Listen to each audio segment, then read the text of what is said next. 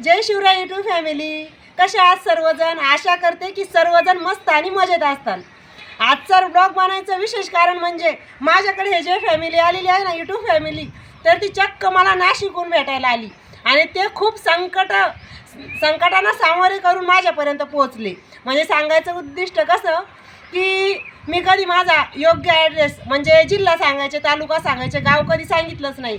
आणि जे माझं गाव आहे ना मित्रांनो, तर ते 2 गाव आहे हे त्यांना माहीतच नव्हतं की शेकटा हे 2 आहेत. तर त्या अगोदर दुसऱ्या शेकटामध्ये गेल्या आणि त्यांना म्हणजे 100 किलोमीटरचा प्रवास एक्स्ट्रा करावा लागला.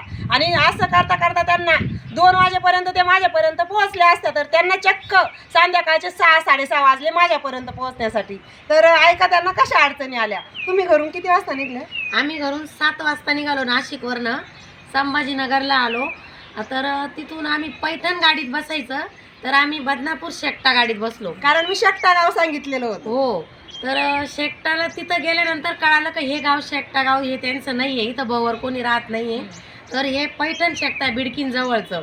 तर आम्ही परत तिथून 1.5 तास जायला 1.5 तास यायला, असे 3 तास आमचे त्याच्यामध्ये गेले.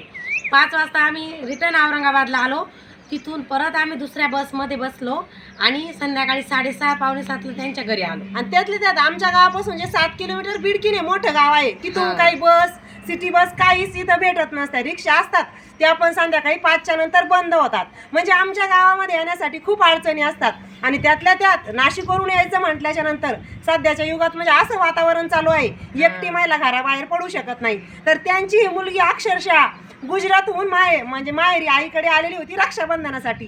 तर त्या तिला घेऊन आल्या. ती म्हणत होती, नको मम्मी, आपल्या त्या ओळखीच्या नाही, आपण त्यांना कधी बोललेलो नाही, त्या आपले व्हिडिओ बघता की नाही काय माहिती, आपल्याला ओळखता की नाही आणि कसं जायचं. ही तर नकोच म्हणत होती, पण तरी या घेऊन आला की नको, तू माझ्यासोबत असेल तर तेवढाच सपोर्ट होईल. हां, तर मी जाऊ शकते. आणि भावाचा मुलगा पण येणार होता आमच्यासोबत, पण तो आहे ना, त्याला अर्जंट काम निघाल्यामुळं त्याचं येणं कॅन्सल झालं. तर ही बोलायची नको, त्यांचा स्वभाव कसा काय कसं ते आपल्याला घरात घेता का नाही, बोलता का नाही. मी म्हटलं चल आपण बघू तिथं जाऊन. माझ्या गळ्यातल्या माळीवरून व्हिडिओ मध्ये बघायचे ना, यांच्या गळ्यात माळ आहे आणि हे एकदम वारकरी समाजाचे दिसत आहे. यांचा स्वभाव चांगला वाटतोय मला खूप. मग हिला म्हटलं नाही नाही चल, आपल्याला ते चांगलंच हे करतील, म्हणजे सपोर्टच करतील. आणि एकदम देवाच्या भरोश्यावर आले मी.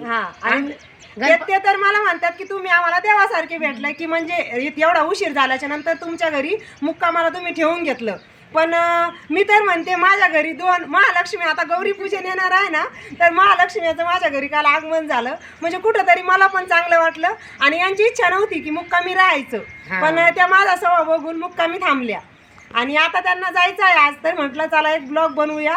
तर कसं आहे ना, तुम्हाला जर काही अडचण येणार असेल तर नक्की माझ्या शॉर्ट व्हिडिओला कमेंट करून सांगा. आता त्यांनी कमेंट केली, मी कमेंटला रिप्लाय तर दिला, पण त्यांनी त्या रिप्लायसुद्धा बघितलेला नव्हता. तर हे लक्षात ठेवा, छत्रपती संभाजीनगर जिल्ह्यामध्ये पैठण तालुक्यामध्ये बिडकीन जवळून 6 किलोमीटर माझं हे गाव आहे. आणि मी निघताना ना गणपतीला सांगून निघाले नमस्कार करून, आमच्याकडे गणपतीची पूजा आहे मंदिराची, का आम्हाला तिथं तू आमच्याबरोबर चाल आणि ते सापडू दे आम्हाला. तर देव आमच्या बरोबर आलेले इथं. तुम्ही बोला. मला काय वाटायचं की म्हणजे आपण कोणाच्या इथं जायचं, आजकाल तर कसं चालू आहे, कोणी आपल्या दारात पण कोणी आलं तर आपण गेटमध्येच आपण पहिले बघतो तो माणूस कसा आहे काय. मी म्हणायची की ते आपल्याला घरात घेणार की नाही, ते आपल्याशी बोलणार की नाही. पण आम्ही आलो, अक्षरशः त्यांनी आपले नातेवाईक कसे असतात घरचे लोक, तसं त्यांनी आम्हाला बसवलं, चहा वगैरे पाजला. त्याच्यानंतर जेवण सुद्धा त्यांनी आम्हाला, परत आम्ही मुक्कामी राहिलो त्यांच्या इथं आणि त्यांनी एवढं आम्हाला समजून सांगितलं. मी बोलायची मम्मीला की काय यूट्यूबचं सारखं करत असती, होतं की नाही माहीत नाही, कारण अजून मोनोटाईज नाही होते चॅनल वगैरे. पण त्यांच्याकडे आलो त्याच्यानंतर एक सपोर्ट मिळाला. परत त्यांनी खूप समजून सांगितलं की कसं सगळ्या गोष्टी करायच्या, काय करायचं. परत आता दुसरा दिवस आज आला, तर दुसऱ्या दिवशी पण त्यांनी आम्हाला आधी जेवण करून घातलं आणि त्याच्यानंतरच आम्ही ब्लॉग बनवतोय. म्हणजे त्यांच्यात एवढी माणुसकी ह्या लोकांमध्ये. आजकाल असे माणुसकी सारखे लोक मिळत नाही ह्या जगामध्ये. तर म्हणजे आम्हाला पण असं वाटलं की आमचे लोक असल्यासारखे वाटले हे.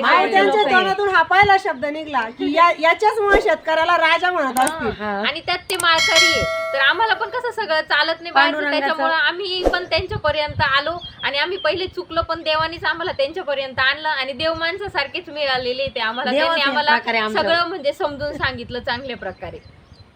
त्याच्यासाठी थँक्यू ताई. खूप धन्यवाद.